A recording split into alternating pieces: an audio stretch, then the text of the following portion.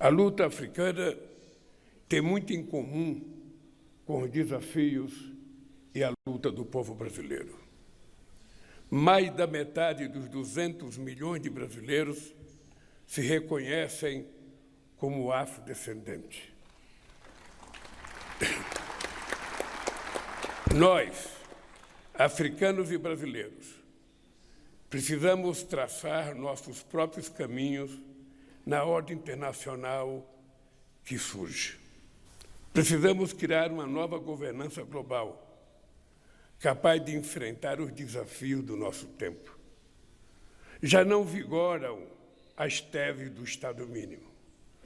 Planejar o desenvolvimento agrícola e industrial voltou a ser parte das políticas públicas em todos os quadrantes. As transições energética e digital demandam incentivo e orientação dos governos. Tentativa de restituir sistema internacional baseada em blocos ideológicos não possui lastro na realidade. A multipolaridade é um componente inexorável e bem-vindo ao século XXI. A consolidação dos BRICS como principal espaço de articulação dos países emergentes é um avanço inegável. Sem os países em desenvolvimento, não será possível a abertura de novo ciclo de expansão mundial, que combine crescimento, redução das desigualdades e preservação ambiental com ampliação das liberdades. O Sul global está se constituindo em parte incontornável da solução para as principais crises que afligem o planeta. Crises que decorrem de um modelo concentrador de riquezas e que atingem, sobretudo, os mais pobres, e entre esses, os imigrantes. A alternativa às mazelas da globalização neoliberal não virá da extrema-direita racista e xenófoba. O desenvolvimento não pode continuar sendo o privilégio de poucos. Só um projeto social inclusivo nos permitirá erigir sociedades prósperas, livres, democráticas e soberanas. Não haverá estabilidade nem democracia com fome e desemprego. O momento é propício para resgatar as melhores tradições humanistas dos grandes líderes da descolonização africana. Ser humanista hoje implica condenar os ataques perpetrados pelo Hamas contra os civis israelenses e demandar a libertação imediata de todos os reféns. Ser humanista impõe igualmente o rechaço à resposta desproporcional de Israel, que vitimou quase 30 mil palestinos em Gaza, em sua ampla maioria mulheres e crianças, e provocou o deslocamento forçado de mais de 80% da população. A solução para essa crise só será duradoura se avançarmos rapidamente na criação de um Estado palestino livre e soberano. Um Estado palestino que seja reconhecido como membro pleno das Nações Unidas, de uma ONU fortalecida e que tenha um Conselho de Segurança mais representativo, sem países com poder de veto e com membros permanentes da África e da América Latina. Há 2 anos,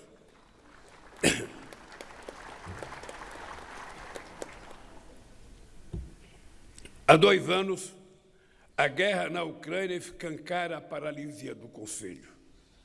Além da trágica perda de vidas, suas consequências são sentidas em todo o mundo, no preço dos alimentos e de fertilizantes. Não haverá solução militar para esse conflito. É chegada a hora da política e da diplomacia. O Brasil quer e precisa crescer junto com a África. O povo brasileiro está recuperando sua soberania política e econômica. Estamos adotando um projeto de transformação ecológica que nos permitirá dar um salto histórico. Estamos resgatando nossa democracia, tornando-a cada vez mais participativa.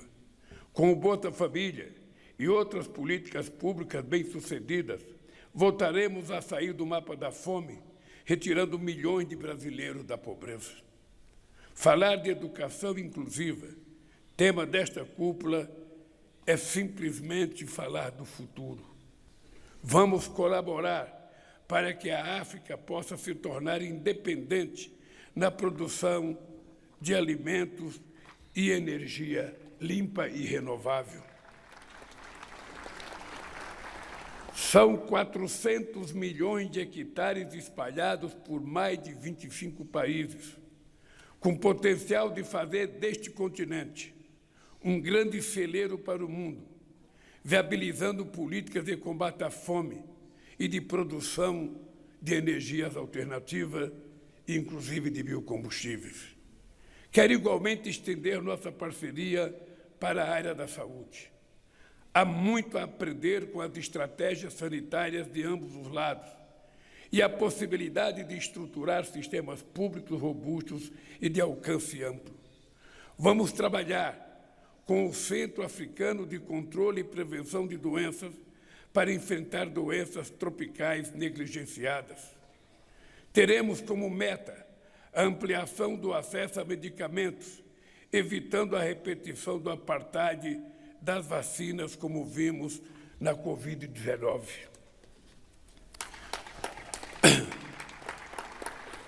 Cuidar também da saúde do planeta é também nossa prioridade. O imperativo de proteger as duas maiores florestas tropicais do mundo, a Amazônia e a do Congo, nos torna protagonistas na agenda climática. Os instrumentos internacionais hoje existentes são insuficientes para recompensar de forma eficaz a proteção das florestas, sua biodiversidade e os povos que vivem, cuidam e dependem desses biomas. Com a recuperação de áreas degradadas, podemos criar um verdadeiro cinturão verde de proteção das florestas do sul global. Em conjunto, com parceiros africanos, o Brasil quer desenvolver e construir uma família de satélites para monitorar o desmatamento e a agricultura. Para levar adiante todas essas iniciativas, vamos criar um posto avançado de cooperação junto à União Africana em setores como pesquisa agrícola, saúde, educação, meio ambiente e ciência e tecnologia. A presença da União Africana como membro pleno do G20 será de grande valia, mas ainda é necessário a inclusão de mais países do continente como membros plenos. Então, é preciso ter em conta que nós precisamos mudar urgentemente a representação dos países em desenvolvimento nos fóruns multilaterais, nas instituições que foram criadas no tempo de Bretton Woods para que a gente pudesse tentar consertar o mundo depois do pós-guerra. Hoje, essas instituições não ajudam mais, pelo contrário, sufocam os países. Por isso, nós temos agendas comuns a defender. É inadmissível que o mundo capaz de gerar riquezas da ordem de 100 trilhões de dólares por ano conviva com fome em mais de 735 milhões de pessoas.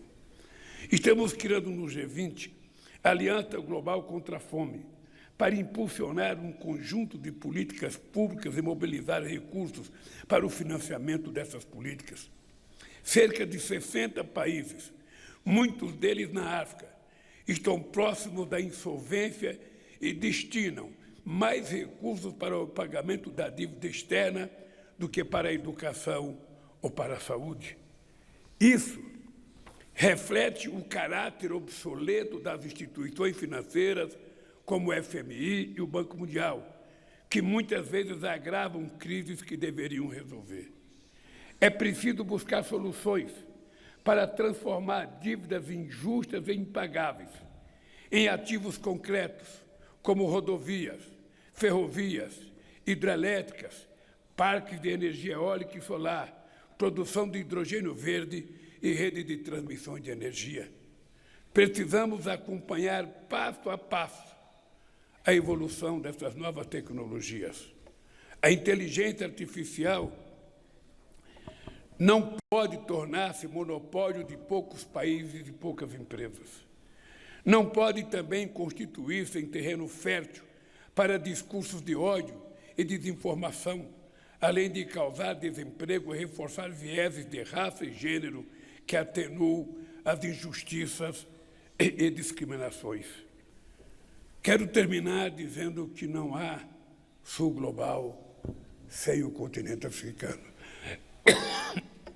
Retomar a aproximação do Brasil com a África é recuperar laços históricos e contribuir para a construção de uma nova ordem mundial mais justa.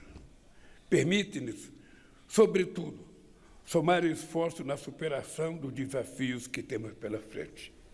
Eu queria dizer aos nossos amigos e amigos do continente africano, o Brasil sempre olhou o mundo sem enxergar o continente africano.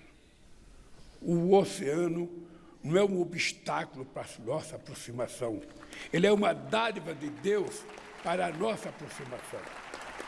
E, por isso, não só visitei 20 vezes o continente africano, como abri 19 embaixadas no continente africano, como abrimos fábricas de remédios em Moçambique, como trouxemos a indústria de tecnologia agrícola pagana, e tudo isso acabou.